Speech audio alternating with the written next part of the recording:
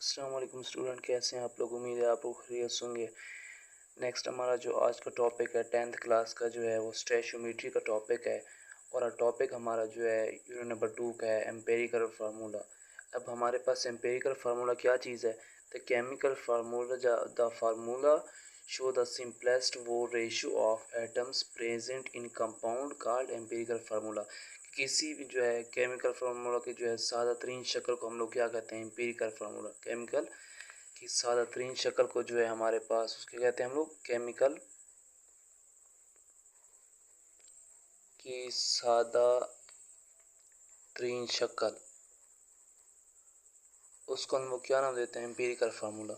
अब हमारे पास कुछ एग्जांपल्स बताई गई जैसे H2O2, मतलब हमारे पास इस केमिकल फार्मूला किस चीज़ का है, वाटर का है, तो उसका हमारे पास एम्पिरिकल फार्मूला क्या बनता है, HO बनता है। अब नेक्स्ट हमारे पास है बेंजीन C6H6, इसका जो हमारे पास एम्पिरिकल फार्मूला बनेगा वो हमारे पास बनता है CH क्या चीज़ है, एम्पेरिकल फार्मूला, एम्पेरिकल फार्मूला। अब नेक्स्ट हमारे पास है एसिटाइल जो है C2H2 है, उसका जो एम्पेरिकल फार्मूला है वो हमारे पास है CH। इसी तरह ग्लूकोज है और दूसरा हमारे पास है एसिटिक एसिड, इसमें क्या है C6H12O6, ये ग्लूकोज का जो है केमिकल फार्मूला है। और दूसरा हमारे पास है एसिटिक एसिड CH3COOH। अब इन दोनों का जो हमारे पास एम्पेरिकल फार्मूला बनता है वो है हमारे पास CH2O। उसके बाद हमारे पास कुछ ना इसमें जो है कुछ स्टेप्स होते हैं कि हम किस चीज़ को जो है इन्वॉल्व करने के लिए या उनके डिटर्मिनेशन के लिए कुछ स्टेप्स यूज़ करते होते हैं। ओबियसली हमारे पास दो स्टेप्स जो है, ओबियसली हमारे पास इधर 5 स्टेप्स हैं। फर्स्ट स्टेप ये हमारे पास determine the percentage of compound, कि अगर हम किसी भी कंपाउंड की जो है उसमें एडिंग वगैरह कर रहे हैं तो उसकी परसेंटेज जो हमें वो क्या होनी चाहिए, मालूम होनी चाहिए। दूसरा हमारे पास है numbers of moles of each elements के फाइंड, के हर एलिमेंट्स के जो है हमें नंबर्स ऑफ मोल पता होना चाहिए। उसके बाद तीसरा पॉइंट हमारे पास आता है determine the atomic ratio of जो है ईच एलिमेंट, के हमारे पास एटॉमिक रेशियो जो है वो हर एलिमेंट्स की जो हमें पता होना चाहिए। जैसे हमारे पास वाटर है उसकी जो है रेशियो हमारे पास मौजूद है। इसी तरह जो फोर्थ पॉइंट है वह whole numbers ratio like what H2, जैसे हमारे पास पानी है उसकी जो रेशियो बनती है वो क्या है 2:1, मतलब 2 हाइड्रोजन है और 1 ऑक्सीजन है। इसी तरह 5 पॉइंट हमारे पास जो है उसमें है कि वो रेशियो होती है किस चीज़ की, टू डिटरमाइन एम्पेरिकल फार्मूला के। एम्पेरिकल फार्मूला को डिटरमाइन करने के लिए हमारे पास उसकी जो है रेशियो होनी चाहिए। इसमें जो है हमारे पास एग्जांपल नंबर 15.11 में आता है कि the percentage of composition of compound shows it contain 25.26, जो है हमारे पास वैल्यू बताई गई है मैग्नीशियम की हमारे पास वैल्यू बताई गई है। और उसकी दूसरा हमारे पास है 74.74। अब हमारे पास क्लोरीन है उसकी वैल्यू हमारे पास दी गई है। अब फाइंड हमने क्या करना है, एम्पेरिकल फार्मूला। अब प्रॉब्लम हमें बताया गया है कि सोल्यूशन हमारे पास फर्स्ट पॉइंट ये होता है, जब हम कोई काम जो है इसमें सोल्यूशन लेते होते हैं उसके पास हमारे पास जो है स्टेप्स होते हैं। Change percentage of elements into grams, के अगर हमारे पास कुछ एलिमेंट्स है तो उसको हमने क्या करना है, ग्राम्स में चेंज करना है। जैसे हमारे पास मैग्नीशियम है उसकी जो हमारे पास परसेंटेज है वो 25.26 है। अगर हम उसको ग्राम में चेंज करें तो वो आता है 25.26। अब आप सोच रहे होंगे हम ग्राम में उसको कैसे चेंज करें, मल्टीप्लाई जो हम उसको तकसीम करेंगे जो है वो तकसीम किससे करेंगे, 100 से मल्टीप्लाइड फिर दोबारा 100 करेंगे तो परसेंटेज आती है 25.26 जो है 26 ग्राम। इसी तरह क्लोरीन है उसमें हमारे पास 74.74 परसेंटेज इसकी बताएगी है। जब हम उसको जो है डिवाइडिंग करके डिवीजन मेथड पे करते हैं तो हमारे पास आता है 74.77 ग्राम। इसी तरह सेकंड वैल्यू हमारे पास है, जो सेकंड स्टेप्स है उसका वो है कि मैग्नीशियम की जो परसेंटेज थी उसको हमने जो अमाउंट बताएगी उसके ऊपर तकसीम किया तो हमारे पास वैल्यू आती है 1.05। इसी तरह क्लोरीन है 74.74 परसेंटेज थी। क्लोरीन का आप लोगों को पता है जो हमारे पास मोलर मैस होता है, मोलर मैस क्लोरीन का मोलर मैस वो हमारे पास है इधर बताया गया है 35.5। तो हमने डिवीजन के हवाले से किया तो हमारे पास वैल्यू है 2.10।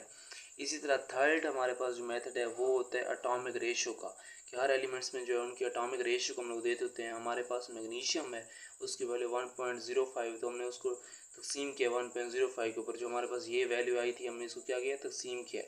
इससे हमारे पास जो आंसर आता है वो क्या आता है, इसका 1 आता है। इसी तरह क्लोरीन है, उसकी हमारे पास आंसर आया था 2.10, तो हमने 2.10 को डिवीजन के हवाले से किया है, डिवाइड किया है, सॉरी हमने जो तकसीम किया 1.05 के ऊपर। 1.05 हमारे पास अभी वैल्यू आई थी किस चीज़ की, मैग्नीशियम की थी, तो हमारे पास आंसर क्या है, टोटल 2 आता है। इसी तरह एम्पेरिकल फार्मूला जो हमारे पास मैग्नीशियम को क्या आता है, MgCl2, MgCl2।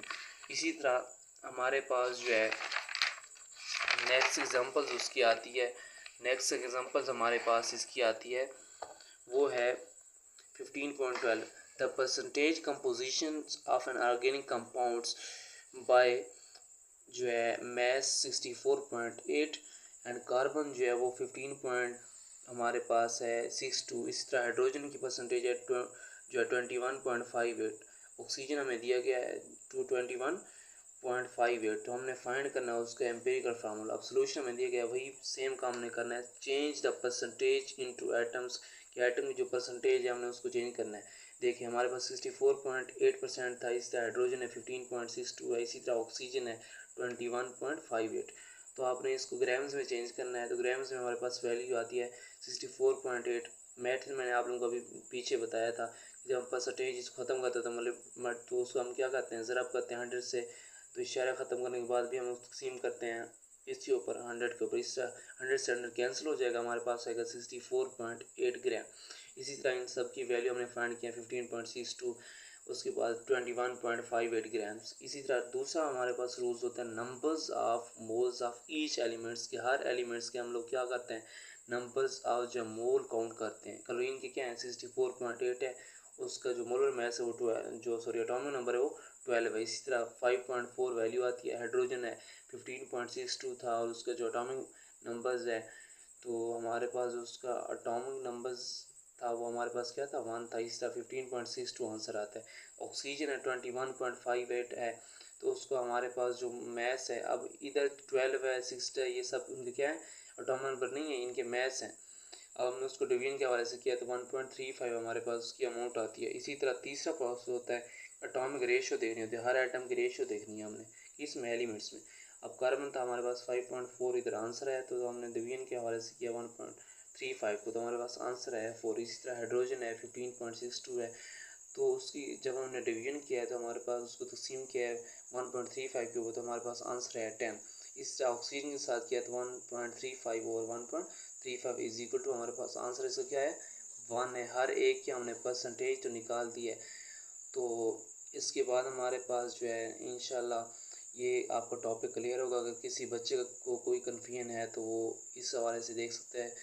तो नेक्स्ट लेक्चर में इंशाल्लाह हम लोग मिलेंगे, और मेरे जो है यूट्यूब चैनल ऑर्गेनिक केमिस्ट्री